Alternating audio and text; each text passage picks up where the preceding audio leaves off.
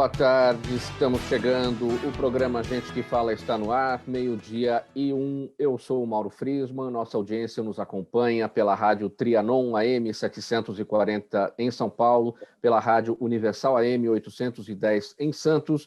Imagens das redes sociais diário para você seguir a gente, curtir, compartilhar os nossos conteúdos, interagir também, fazendo perguntas para os nossos entrevistados. 973350038, 973350038, nas programa Gente que Fala.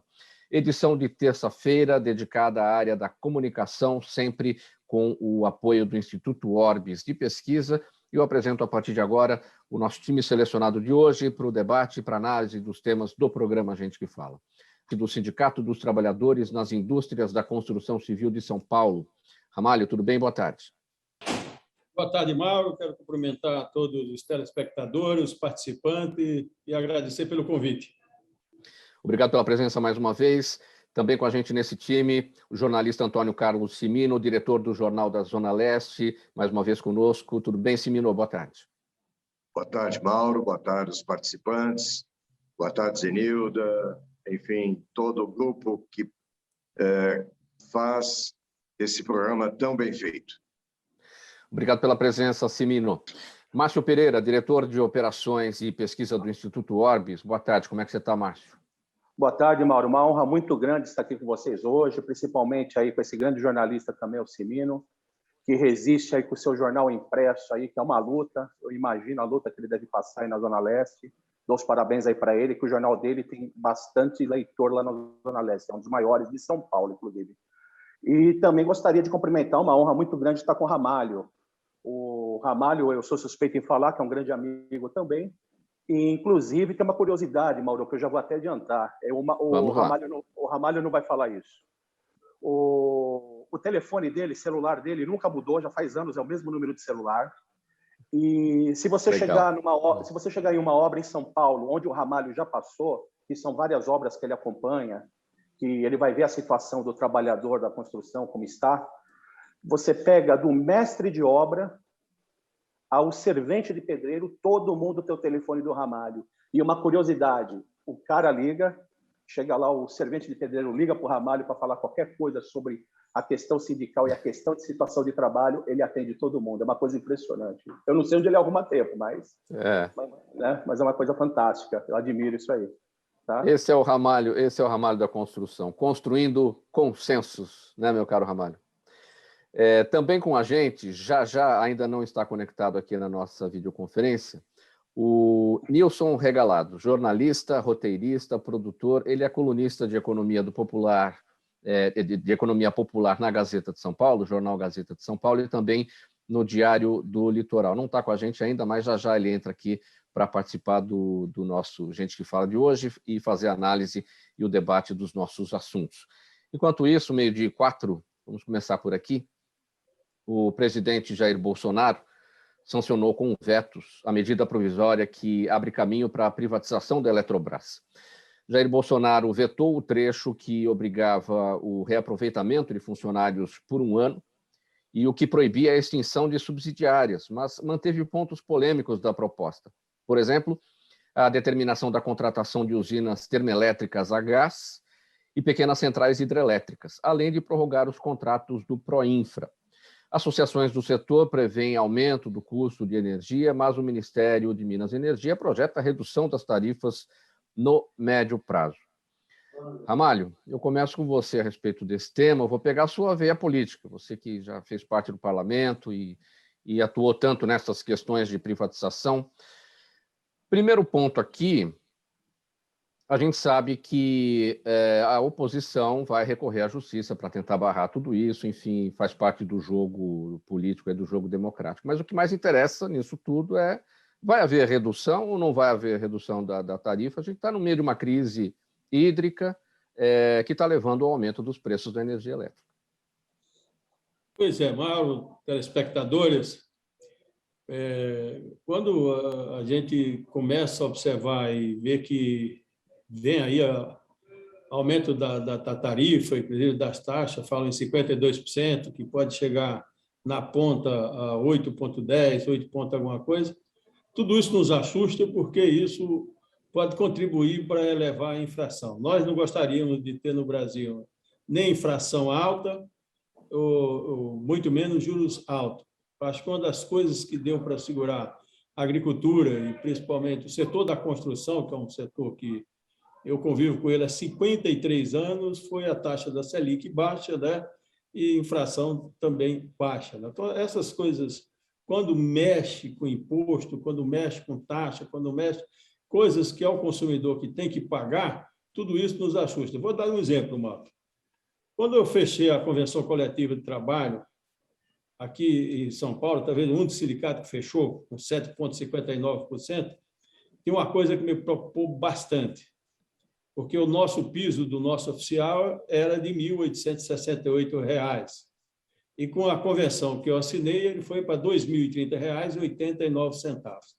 Então, para o nosso trabalhador profissional, o aumento dele é zero, porque quando você ultrapassa uma renda de R$ 1.930,19, você cai no desconto do imposto de renda, tabela que não foi corrigida desde 2014, e aí você começa a ter já de cara um desconto no imposto de renda de 7,5%. Ou seja, Aumenta o salário, mas cai nossa... o recebimento, né?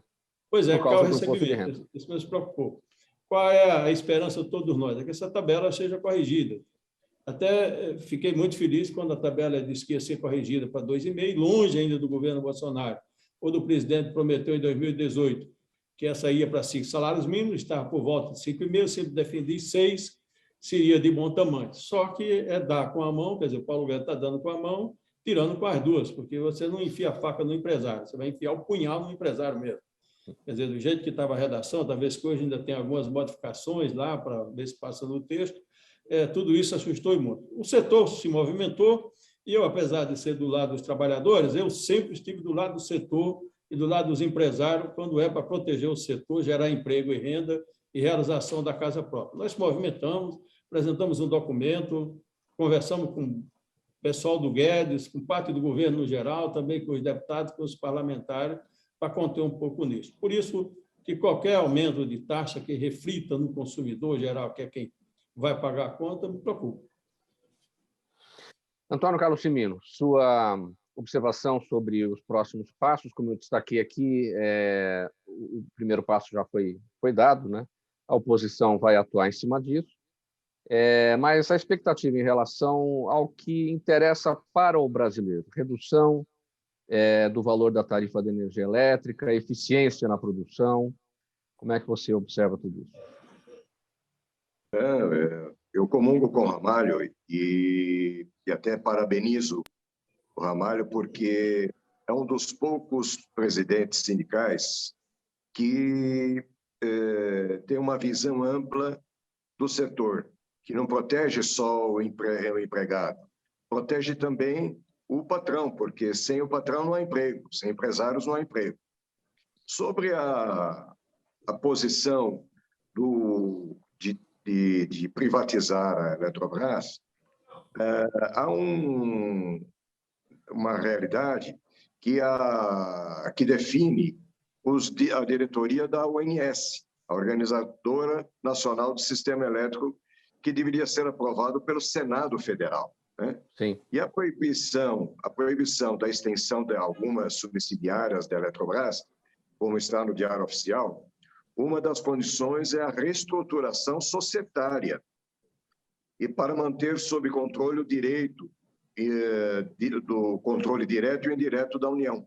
Então, não é uma abertura de mão total, mesmo porque tem as termoelétricas que estão no conjunto e com a Eletronorte e Furnas, inclusive a usina de Mascarenhas e Moraes. Então, é um conjunto a ser estudado que não entrega-se ao privatizador totalmente às empresas e à energia do país. Tem um controle rígido, que me parece, do governo federal. E quanto ao futuro do sistema, produção sempre voltada à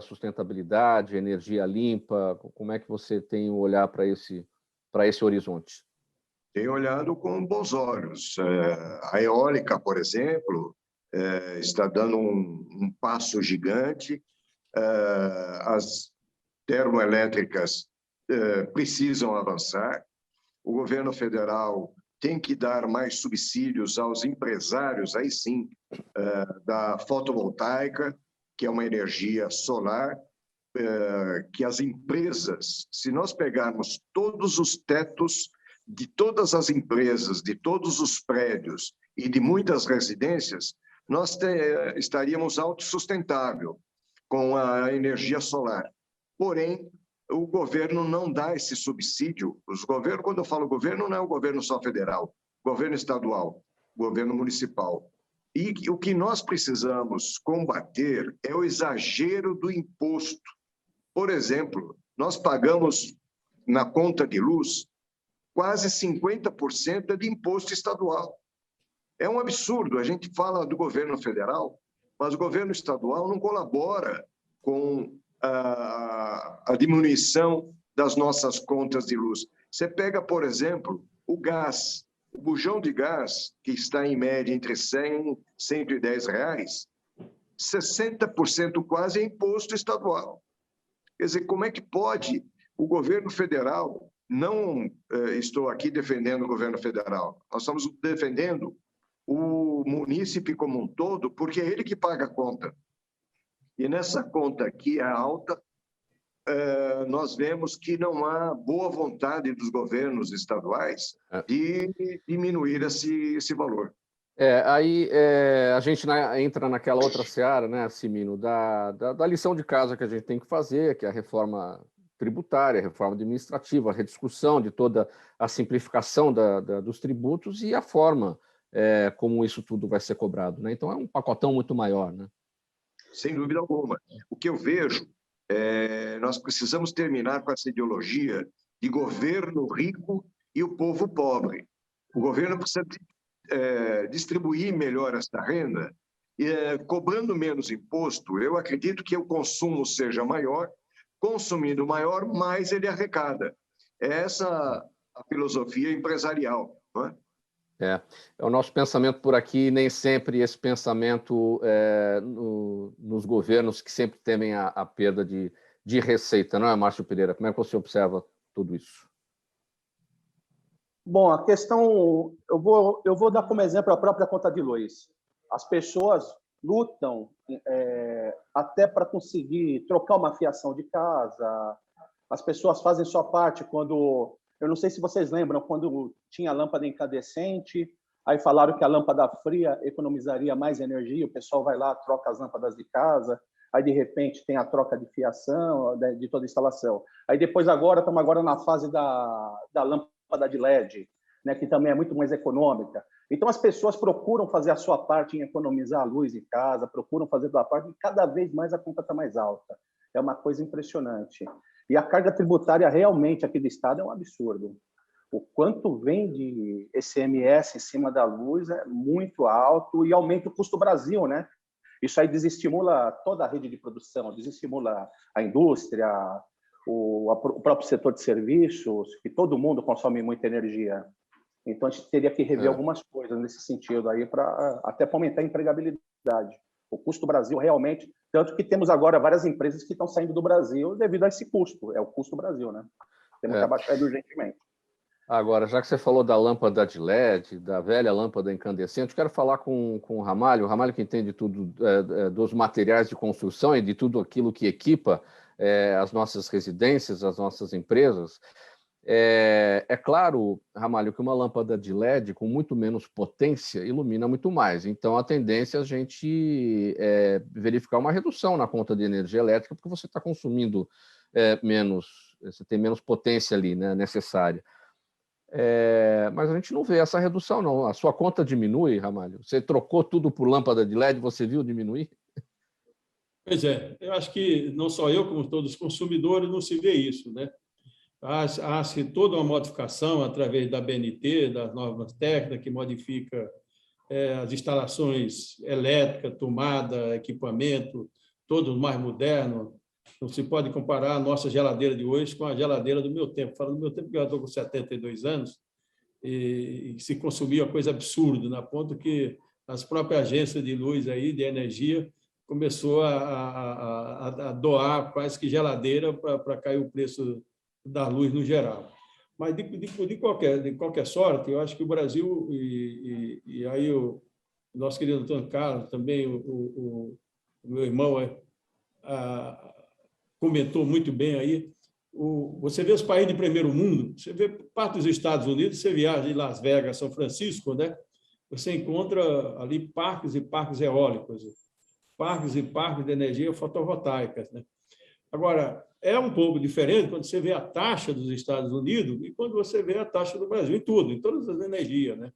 E, infelizmente, essa coisa no Brasil, e eu acho que aí o nosso jornalista comentou muito bem, a carga tributária do Brasil é uma coisa nunca vista. ICMS, você fica entre a cruz e a espada. Você imagina que se a sua empresa é meio, você fatura menos de 4.800.000 por ano, você tem aí um ICMS menos de 7%. Mas se ela está no intermediário, em vez de 4.800.000, vai para 10, 12, não compensa mais, porque o ICMS vai para 28, mais o ISS, quer dizer, você paga uma fortuna para o governo e se vê pouco retorno nisso tudo. Quer dizer, é muito bem comentado por Antônio, quando você coloca no Brasil que todos nós precisamos consumir, através do consumo vem a indústria, vem emprego, né? Só que precisa ser feito, eu acho que com equilíbrio. E eu acho que isso está faltando talvez no Brasil. O governo precisava articular com o Congresso, não é culpa só do governo, os deputados, os senadores precisam estar afinados com isso. Como é que nós vamos fazer uma reforma tributária e uma reforma administrativa?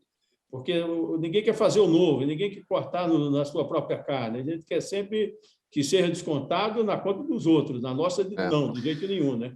Mas eu acho que isso tudo precisa ser pesado para ser discutido também com a sociedade. Um país que a gente vive com a democracia, que tem liberdade, graças a Deus que tem, então nós precisamos discutir isso. Por que deu certo a situação da construção civil na pandemia?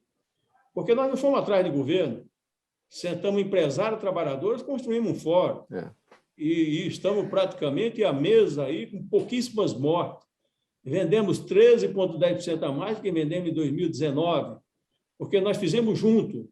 Agora, me preocupa muito quando os insumos de materiais sobem exageradamente e quando vem junto com isso taxas, infração e tudo isso, eu acho que prejudica muito o desenvolvimento de qualquer país.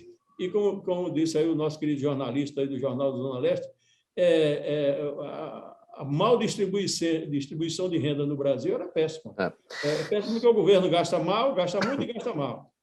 E nós não motivamos as pessoas para ter um consumo de consciência de que nós possamos crescer com os pés no chão. E isso, Mário, eu acho que não só depende do governo, não. A sociedade precisa começar a cobrar, a participar, a debater, ainda que o nosso debate, as nossas colocações nem sempre seja certa, mas ela chama a atenção para a gente encontrar o caminho das pedras. Simino, aí eu vou brincar aqui para a gente finalizar esse tópico, eu não vou perder a piada, né? E a tal tomada de 3 furos, né? Eu acho que o terceiro furo é o furo que está fazendo a conta de energia elétrica aumentar demais. Não é possível. Todo mundo se atrapalhou com essa história de tomada de 3 furos, não é verdade? É verdade. Esse foi mais um ponto do Vigário, né? Nós lembramos da bolsinha de primeiros socorros, o extintor dos automóveis, né? Então, cada hora eles inventam uma história para faturar em cima do povo. E como disse o Márcio Pereira, até agradeço os elogios ao Jornal da Zona Leste também, que está completando 49 anos, mas é assim, a cada governo se inventa uma história, e essa história que você comentou, e muito bem lembrado dos 3 furinhos, né? Que ficou na história aí, para quem acompanhou a imprensa que é ditatorial e quer impor algumas situações, mas o Brasil precisa ter, o governo precisa ter uma atitude em relação a nós, empresários. dá a impressão, e muitos pensam isso, né, que empresário é bandido, empresário é o algoz de toda a situação. Mas sem empresário não há emprego, sem emprego não existe renda, sem renda não há consumo. É um círculo vicioso que nós precisamos cobrar as autoridades. Nós vamos ter eleição ano que vem. Quem é que lembra em quem votou para deputado estadual, deputado federal, senador, presidente da República, governador, por exemplo? Poucos lembram. E há que se começar a pensar nisso, porque o ano que vem nós temos eleições. E uma grande eleição, uma responsabilidade grande, porque nós não podemos esquecer, nós temos deputado estadual, deputado federal, senador da República, governador e presidente. Então, é uma super eleição e todos precisam ficar atentos para que a gente não cometa erros do passado. Meus caros Antônio Carlos Cimino, Ramalho da Construção e Márcio Pereira, de uma coisa, com tudo isso, a gente tem certeza. Nariz de porco não é mesmo tomada, porque não tem 3 furos. Mas 12h22 e a gente vai para o próximo assunto aqui. Deixa eu apresentar, acabou de chegar o nosso Nilson Regalado, é isso? Nilson Regalado, deixa eu abrir aqui a minha ficha aqui. Jornalista, roteirista, produtor, colunista de economia popular no Jornal Gazeta de São Paulo e no Diário do Litoral. Tudo bem, Nilson? Boa tarde aos amigos. É uma honra participar dessa bancada. Estou à disposição. Então, já a gente vai aqui para o seu tema. Deixa eu abrir aqui o nosso segundo assunto aqui com o Ramalho da Construção. Em reunião virtual na semana passada, os dirigentes da Força Sindical decidiram intensificar a luta no ato marcado para o dia 24 de julho. Hoje é dia 13, daqui 9 dias, né? Daqui 11 dias. Em pauta, na mobilização, estão o auxílio emergencial de R$ 600 até o fim da pandemia, vacina para todo mundo, contra o desemprego, contra a carestia e pelo Fora Bolsonaro. O Sintracom, que é o Sindicato dos Trabalhadores da Construção Civil, é ligado à Força Sindical, que é a prioridade no processo de vacinação para os trabalhadores da categoria. A categoria que a gente soube, aí, o Ramalho já falou a respeito várias vezes, não parou aí durante a quarentena. O que está previsto, então, além do que eu citei, o que eu destaquei aqui para o dia 24, nesse trabalho aí de vocês, dos dirigentes? Ramalho. Mauro, olha, você frisou aí vários pontos, que é lógico que isso é um grupo, não é só das centrais, mas são aí de vários movimentos, de vários partidos políticos, né? E eu tenho uma pequena divergência só apenas dessa coisa do Fórum Bolsonaro. Eu acho que o momento é de pressionar mesmo para ter vacina no braço de todo mundo. Se viu que só com o aumento de vacina caíram as mortes, caíram as internações, e aonde tem gente que tem juízo sabe que é vacina que resolve esses problemas todos para a economia voltar a crescer e voltar a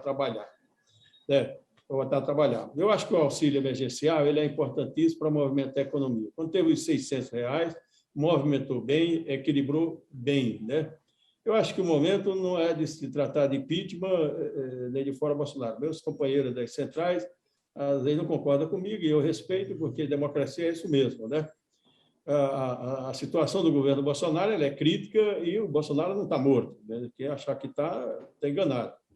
Eu não votaria mais no Bolsonaro, apesar de ter votado na última eleição e me arrependi, porque ele faz muita loucura, muita confusão, e tem muita gente aplaudindo. Passa de 20% das pessoas que aplaudem essas loucuras todas. Agora, é possível movimentarmos no sentido de que nós achamos que e aí o Antônio Carlos aí ele foi muito feliz, nós temos que preocupar com 2022, porque querendo ou não ele não está morto, e apesar da Constituição Civil ter perdido 1/3 do desemprego e ter recuperado um pouquinho só no ano de 2020, né, qualquer movimentação na economia chama, né, o governo aí para estar bem, né, na fita. Tem um outro risco que corre muito, isso é uma polêmica, né? Mas é preciso colocar. Quer dizer, nós corremos um sério risco de engolir Bolsonaro por mais 4 anos e o Brasil virar a Venezuela. o chavismo. Você viu que Bolsonaro ele nomeia 2 ministros, depois um ontem.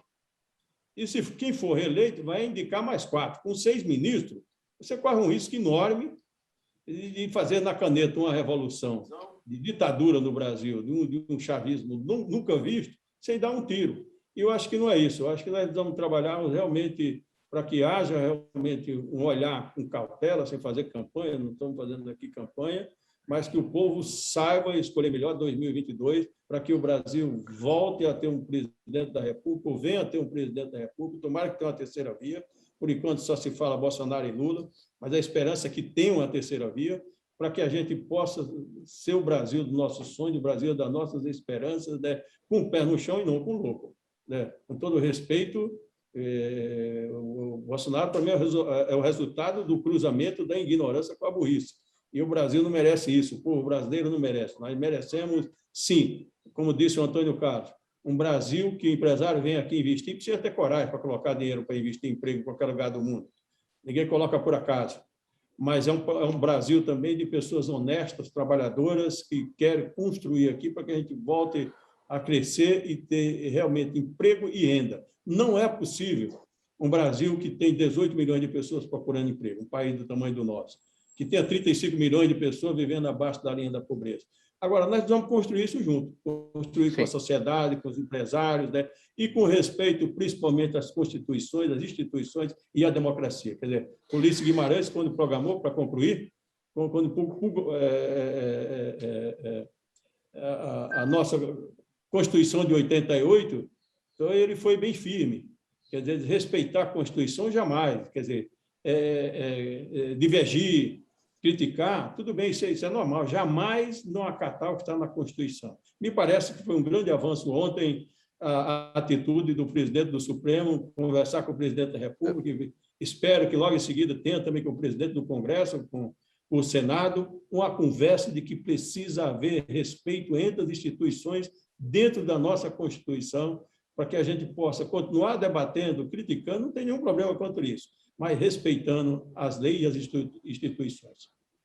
12h29 no programa A Gente Fala. O próximo assunto a gente vai tratar a respeito no próximo bloco. A gente estava falando aqui sobre crise de energia, preço de energia elétrica, crise hídrica, que já afeta a produção de alimentos, mas isso vai para o próximo bloco. Eu já vejo aqui na nossa conexão Daniel Matos, economista, advogado, perito judicial.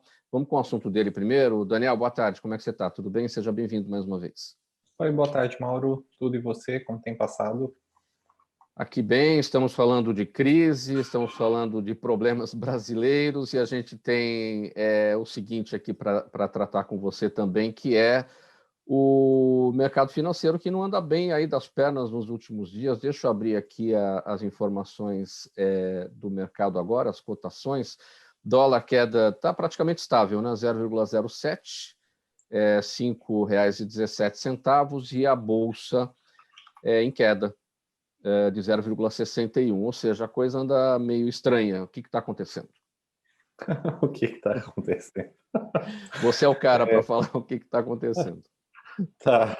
Bom, a gente tem 2 efeitos aí, um deles é interno, o outro é externo. O efeito interno é, infelizmente, a tributação sobre a renda, né, que vai afetar os dividendos, e o efeito externo é a propagação da Covid, além da ausência de acordo pelos integrantes da OPEP, né, a Organização de Produção de Petróleo Mundial, porque o acordo seria com a finalidade de que, se houvesse uma redução na quantidade de petróleo a ser produzido, assume-se implicitamente que há uma queda na demanda, logo há um enfraquecimento do desenvolvimento econômico mundial e que, por essa razão, o mercado assusta e tem o receio de ainda ser uma continuação da crise, não uma retomada do crescimento econômico. Por isso que é preocupante. Essa questão da OPEP, daquele fracasso lá junto aos países, né, que fazem parte do grupo, a Organização dos Países Exportadores de Petróleo, de fechar aquele acordo para aliviar os cortes na produção. que isso pode significar? Porque tinha um excesso de oferta. E se houver esse alívio de cortes, esse excesso de ofertas volta, né? Isso é que, na verdade, para responder acho que a tua pergunta de uma forma mais fácil, economia e equilíbrio. Então, o que acontece? Se você tiver um excesso de oferta ou demanda, isso gera um desequilíbrio no mercado, que é o que é chamado como falha de mercado. Então, esse acordo deles que está aguardando só, até onde eu vi, a aceitação de todos os integrantes, se isso ocorrer, você vai ter o reequilíbrio e você vai ter uma diminuição dos custos de produção a fim de que as empresas continuem ativas e tenham retorno. O excesso de oferta ou o excesso de demanda, os dois invariavelmente, eles são prejudiciais para o desenvolvimento econômico porque os dois geram afetações distintas no ambiente econômico, né? É por isso o acordo, porque você tem um reequilíbrio. Agora, o fracasso nesse acordo, porque o que o grupo quer é que os cortes continuem do jeito que estão, por conta do excesso de oferta que a gente verificou na pandemia, né? Então, você acha que esse impasse vai continuar ou vai ter um acordo, seja para um lado ou seja para outro? Eu gostaria que tivesse um acordo, porque o impasse ele ainda vai, a curto prazo, perdão, ele vai afetar cada dia mais os mercados em razão da indecisão, porque a mensagem que se passa é de incerteza quanto ao futuro. Isso, de uma forma geral, é muito prejudicial. Então, eu imagino que tenha algum tipo de acordo em breve. E por que a OPEP ela muitas vezes é considerada um cartel, Daniel? Tá. Porque segundo o direito da concorrência, você não poderia haver um ajustamento de preços pelos agentes econômicos, né, pelos ofertantes no caso, porque entende-se, presume-se, de que nos casos em que há cartel, você só tem o benefício do lado do ofertante em detrimento do consumidor, ou seja, o consumidor suportaria o risco da atividade do ofertante. A OPEP, na minha percepção, ela passa um pouco longe de ser considerada um cartel, porque ela é uma instituição, é uma organização, mundial que acompanha e adequa o ciclo de preços à demanda atual. Então, acaba sendo como se fosse um reajustamento ao equilíbrio de preços que deveria estar, né? Como a gente vê agora, que você bem apontou. A gente tem um excesso de oferta, né? E que isso gera uma falha de mercado. Então, há essa reunião para anunciar quais seriam os preços adequados para que nenhum player do mercado tenha prejuízo na sua atividade e que ainda assim pudesse eventualmente afetar o fornecimento de petróleo no mundo. Muito bem, Daniel Matos, economista, perito judicial, advogado, participando com a gente, fazendo essa análise sobre as questões econômicas do Brasil e do mundo. Obrigado pela presença, semana que vem tem mais. Agradeço, boa tarde aos colegas. Um abraço aí, Daniel, até a próxima. Pessoal, agora sim a gente vai para o intervalo, 12h35, a gente volta em 30 segundinhos com a sequência dos nossos assuntos do programa Gente que Fala, edição de terça-feira, com o apoio do Instituto Orbis de Pesquisa. Até já.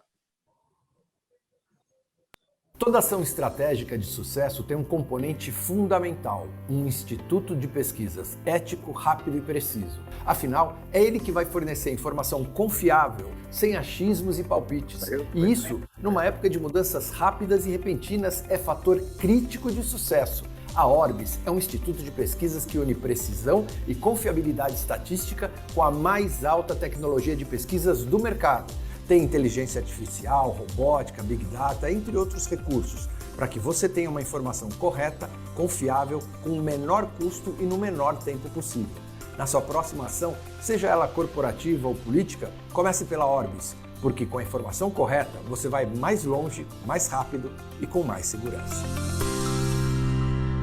Muito bem, 12h36, esse foi o Tony Mastaller falando dos trabalhos da Orbis, a Orbis que é a nossa apoiadora nesta edição de terça-feira do programa Gente que Fala. O próximo assunto por aqui, a crise hídrica já está afetando importantes regiões produtoras de alimentos no Brasil, que já sentem os impactos da seca, como a redução de colheita e prejuízos no desenvolvimento dos frutos e na qualidade das pastagens. O resultado disso vai diretamente para a mesa dos brasileiros, claro, já que, além da qualidade, tudo deve afetar o preço dos alimentos.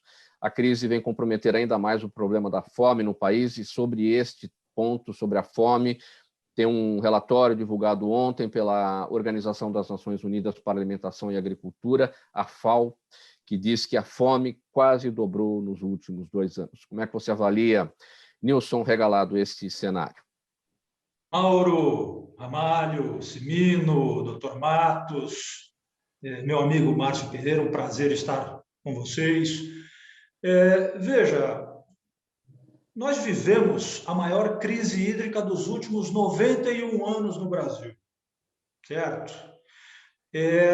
Acabamos de enfrentar uma massa de ar polar gigantesca que cobriu toda a América do Sul. Foi desde a Patagônia, atravessou a linha do Equador e chegou na Venezuela. Uma massa de ar polar que invadiu o hemisfério norte.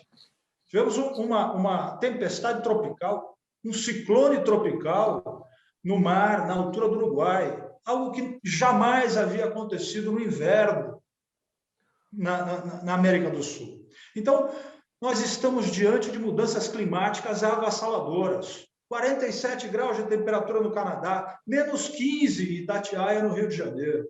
Então, aqui parênteses, excelente entrevista com o secretário executivo Pinheiro Pedro, de Mudanças Climáticas da Prefeitura de São Paulo, neste microfone na terça-feira passada. Então, meu caro, o clima está mudando. Nós perdemos, com a última geada, agora, no final de junho, perdemos algo em torno de 500 mil sacas de café no cinturão do café, aí da Alta Mogiana, em São Paulo, e no sul, sudeste de Minas Gerais. 500 mil sacas de café perdidas com a geada. Estima-se que 1/3 do milho safrinha, que vai ser colhido agora no segundo semestre, tenha sido perdido em estados como Mato Grosso do Sul e Paraná.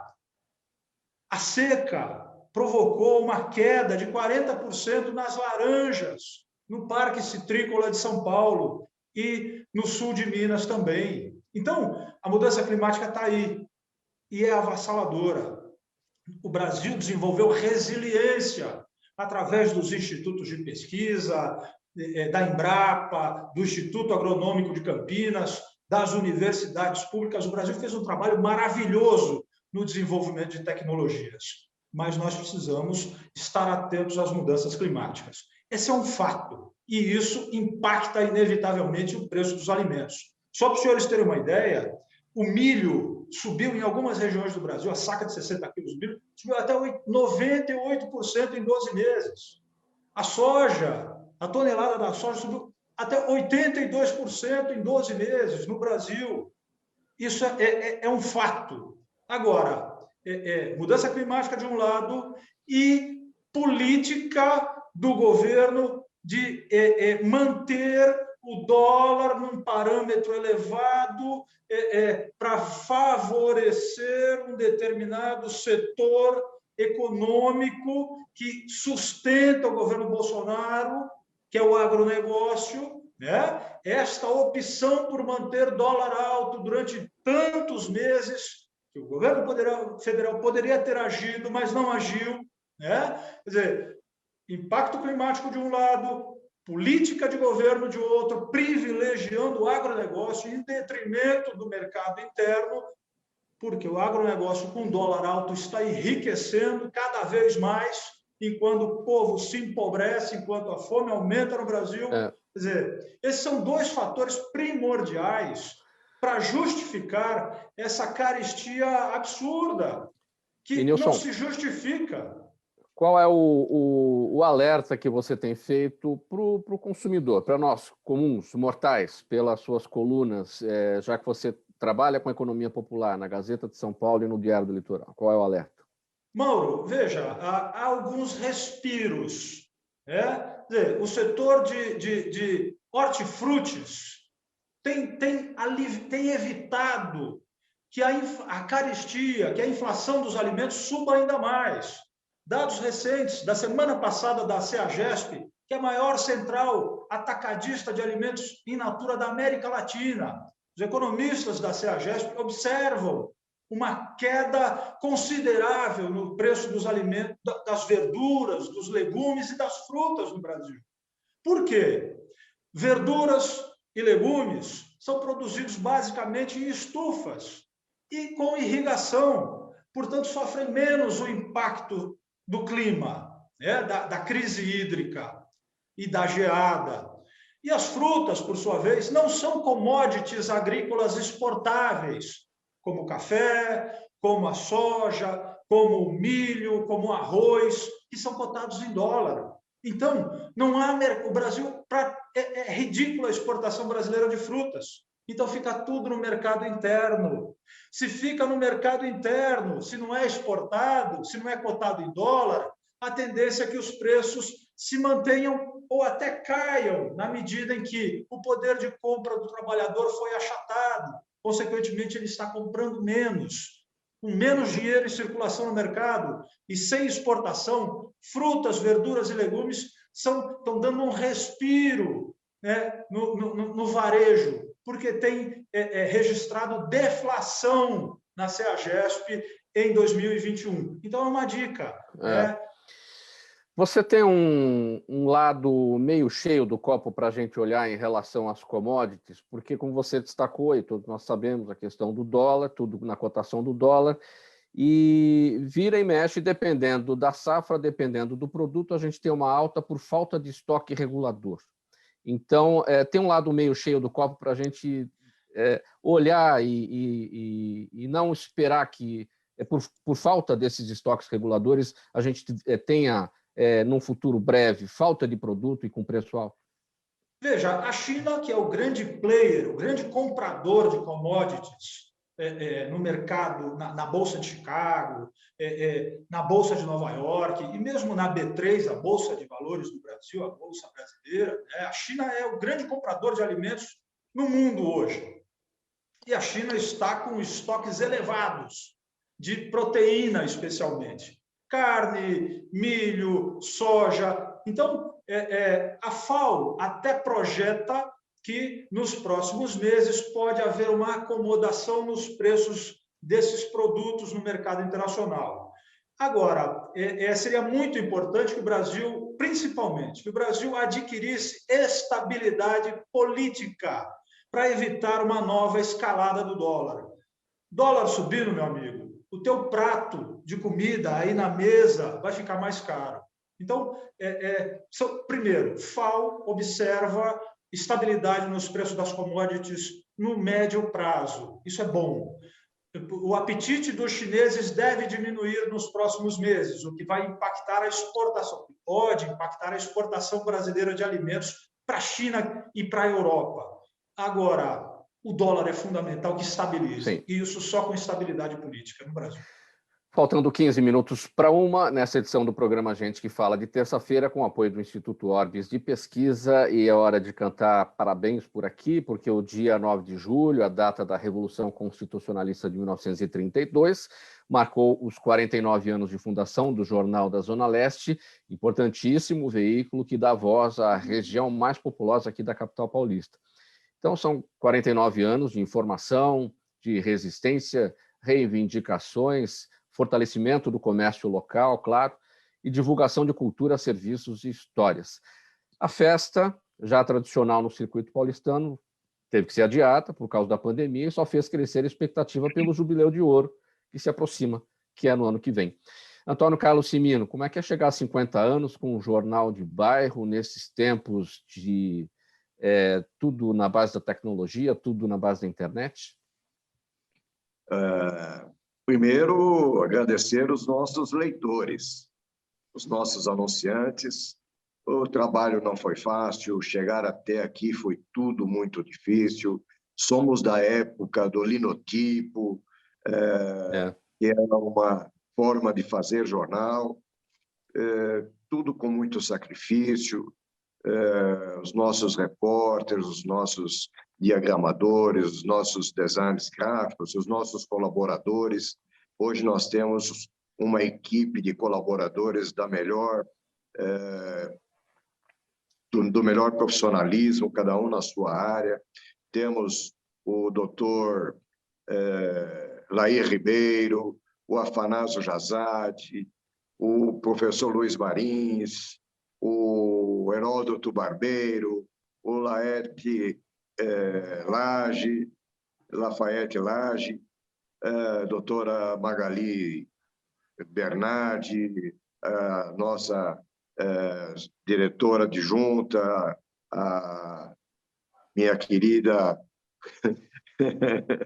que eu tenho um carinho especial, que é minha mulher, né? E temos um trabalho muito, muito grande, e chegar até aqui foi com muito sacrifício. Nós, mais do que informar, formamos opiniões, levamos notícias não só do bairro, não só da região leste de São Paulo, que é a maior região populacional de São Paulo, com 4,5 milhões de habitantes.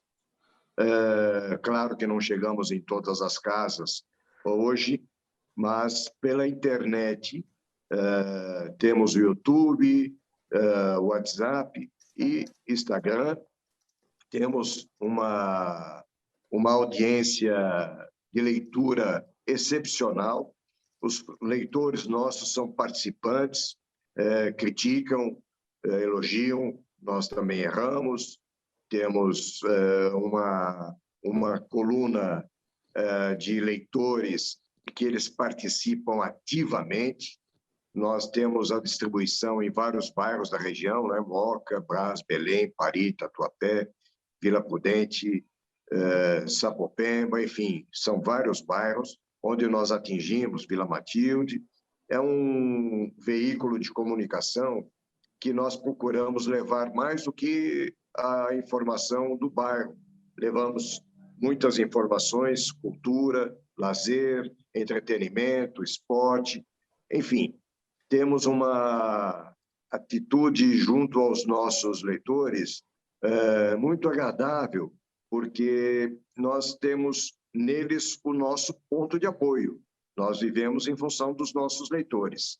E eles nos balizam nas matérias que eles preferem, que eles gostariam que nós publicássemos, e nós fazemos crítica, não a crítica pela crítica, mas a crítica saudável, dando sugestões, diferente de certos segmentos políticos, que só criticam, mas não dão uma ideia, não dão sugestões, e ficamos sempre na mesmice, porque o importante que eu vejo é dar sugestões, né? Que nós temos feito grandes realizações. A nossa festa que você citou, nós temos a festa do empresário do ano, né? Que nós denominamos Prêmio Notável, e já são 37 anos de festa. Nós não só fizemos a edição do ano passado, e este ano estamos estudando fazer online, porque os empresários querem que nós façamos essa festa. Eles pedem para que a escolha seja feita, e a escolha é feita pelos nossos leitores, o que é muito agradável, né? Que é muito democrático. Nós escolhemos os empresários pela opinião do nosso leitor, e ele que indica as atividades que devem ser homenageadas, os empresários de uma maneira geral.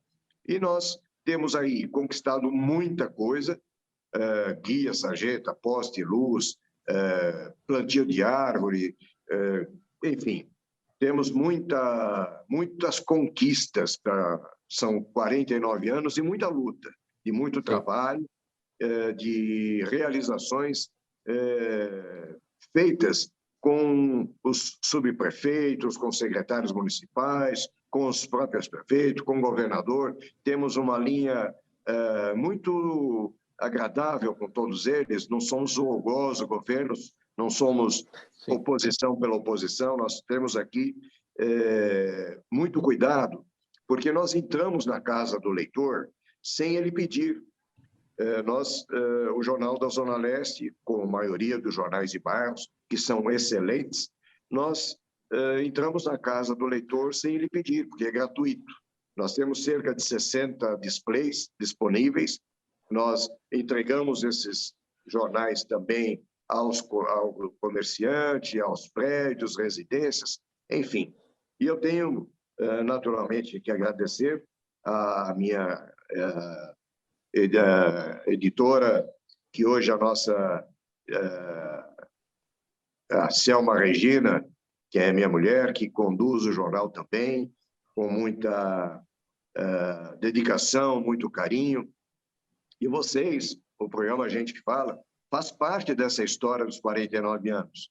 Não só por eu participar, convite de vocês, vez por outra, participar do programa, que muito me honra, mas vocês já foram homenageados como empresa do ano, como o Fausto Camunha, que é um colega limpo, um colega muito querido por todos, né? A Zenilda também, você como um apresentador de primeira linha, um mediador competente, enfim, nós só temos que agradecer a todos.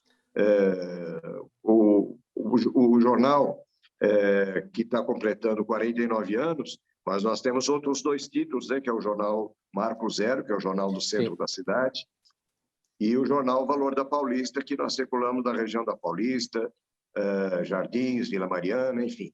Nós só temos hoje que agradecer a todos os anunciantes e leitores. Muito bem, muito obrigado pelas palavras, parabéns para o Jornal da Zona Leste, Antônio Carlos Cimino, você na direção, sua mulher, e todo o pessoal aí, toda a equipe que tem essa história para contar desses 49 anos. Muita alegria para vocês, e que ano que vem aí tenha o Jubileu de Ouro, com bastante festa, se Deus quiser, sem pandemia. Vamos chegar lá, temos certeza disso. Márcio, eu vou fazer o seguinte aqui, pessoal, 12h54, a gente tem perguntas aqui da nossa audiência. Eu começo com você, Márcio, e vou fazer aqui um preâmbulo antes da pergunta aqui da Mônica Freitas, que está com a gente no YouTube. Márcio, chama atenção o número de pesquisas e consultas populares produzidas aí Brasil afora sobre as eleições presidenciais, que só vão acontecer daqui 15 meses. É claro que não há unanimidade em relação a essas pesquisas.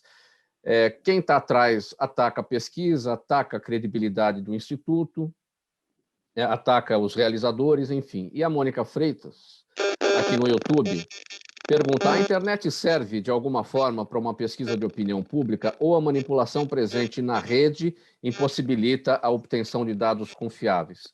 Então, aproveita esse preâmbulo que eu fiz com a pergunta dela, por favor, Márcio.